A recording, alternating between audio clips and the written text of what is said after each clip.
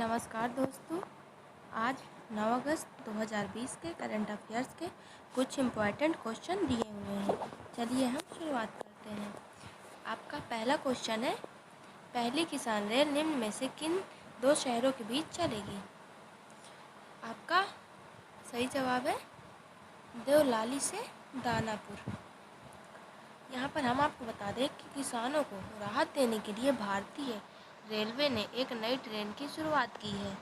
किसान रेल पूरी parcel train होगी जिसमें किसानों का अनाज, फल, सब्जियां आदि लाने और ले जाया जाएगा। अब तक फल, सब्जी आदि एक जगह से दूसरी जगह सड़क से होते हुए ट्रकों में जाता है। इसमें ज़रूरत से ज़्यादा वक्त लगता है। किसान रेल नासिक से देवलाली से बिहार के दानापुर तक चलेगी। आपका अगला क्वेश्चन है, जम्मू कश्मीर के किस पूर्व उप राज्यपाल को हाल ही में भारत का नया नियंत्रक एवं महालेखा परीक्षक CAG नियुक्त किया गया है? आपका सही जवाब है गिरीश चंद्र मुर्मू। यहाँ पर हम आपको बता दें कि जम्मू कश्मीर के पूर्व उप राज्यपाल गिरीश चंद्र मुर्मू को भारत का नया नियंत्रक एवं महालेखा परीक्षक CAG नियुक्त किया गया है। IAAS अधिकारी गिरीश चंद्र मुर्मू को राजीव महिष की जगह CAG बनाया गया है। गिरीश चंद्र मुर्मू ने 31 अक्टूबर 2019 को जम्मू कश्मीर के पहले उप राज्यपाल के रूप में कार्यभार संभाला है। गिरीश चंद्र मुर्मू 1985 बैच के गुजरात के कैडर के IAS रहे हैं। आपका अगला क्वेश्चन है, भारतीय रिजर्व बैंक RBI की मौद्रिक नीति समिति ने रेपो दर कितने प्रतिशत बनाए रखने का सर्वसम्मति से फैसला किया है? आपका सही जवाब है 4%। यहाँ पर हम आपको बता दें कि भारतीय रिजर्व बैंक RBI के गवर्नर शक्तिकांत दास ने कहा है कि बैंक की मौद्रिक नीति समिति ने सर्वसम्मति से रेपो दर 4% बनाए रखने का फैसला किया है। उन्होंने कहा है कि विकास को बनाए रखने और कोविड-19 के प्रभाव को कम करने के लिए बैंक मौद्रिक नीति से फेरबदल जारी रखेगा। मौद्रिक समिति को 3 दिवसीय बैठक के समापन सत्र को संबोधित करते हुए उनको कहा कि मार्जिनल स्टैंडिंग फैसिलिटी दर और बैंक दर 4.25% पर बनी रहेगी। आपका अगला क्वेश्चन है, हाल ही में किस राज्य सरकार ने तेंदुपत्ता संग्राहक सामाजिक सुरक्षा योजना की शुरुआत की है? आपका सही जवाब है छत्तीसगढ़।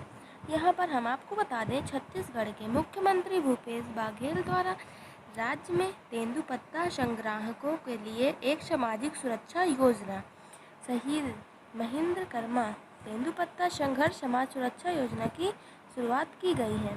तेंदू के पत्ते बीड़ी बनाने के लिए इस्तेमाल होने वाली राज्य के वनवासियों द्वारा एकत्र की जाती है और जिसे बाद राज्य सरकार द्वारा खरीदा जाता है।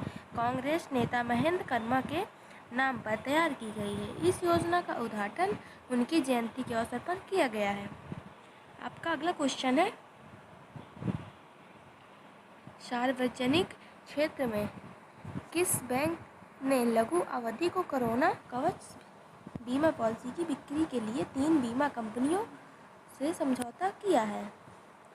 आपका सही जवाब है केनरा बैंक। यहाँ पर हम आपको बता दें कि सार्वजनिक क्षेत्र के केनरा बैंक ने लघु अवधि की कोरोना कवच बीमा पॉलिसी की बिक्री के लिए 3 बीमा कंपनियों में समझौता किया है। यह बीमा पॉलिसी कोविड-19 से जुड़े स्वास्थ्य खर्चों पर बीमा सुरक्षा देती है।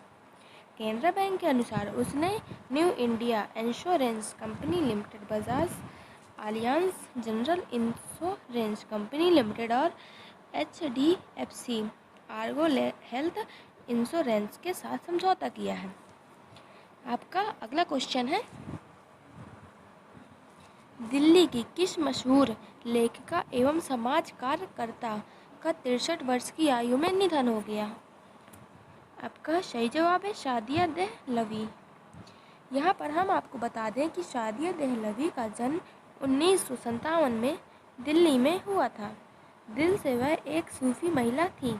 सूफीवाद पर उनकी पहली पुस्तक Sufism the heart of Islam 2009 में हार्पर कॉलिंस इंडिया द्वारा प्रकाशित हुई थी, जिसने उन्हें सुर्खियों में ला दिया था।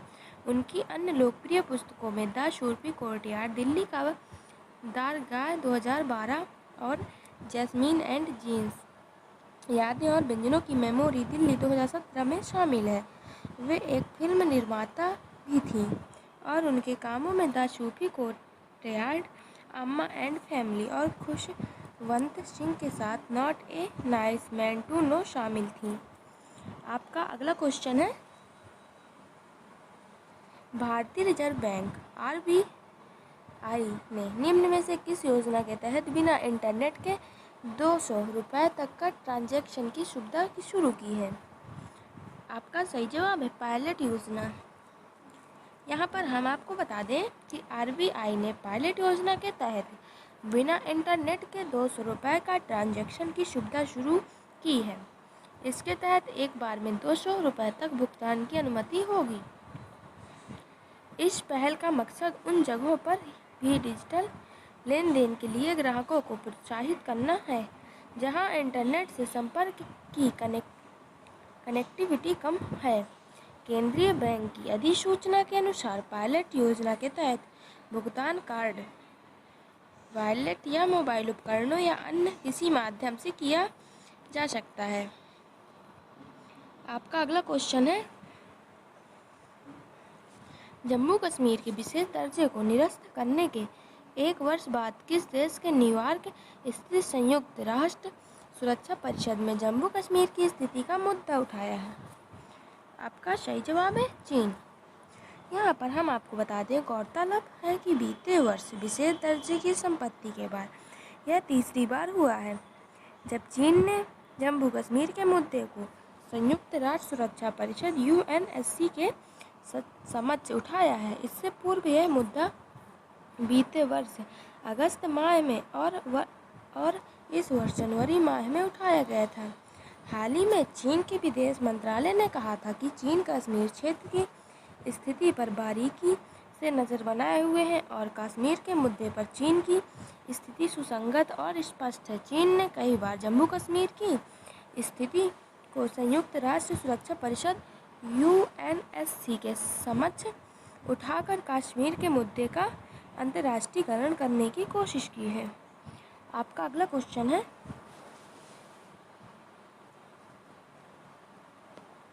हाल ही में किस ITI संस्थान ने लोक शिकायतों के पूर्वानुमान विश्लेषण हेतु रक्षा मंत्रालय के साथ एक समझौता ज्ञापन पर हस्ताक्षर किए हैं?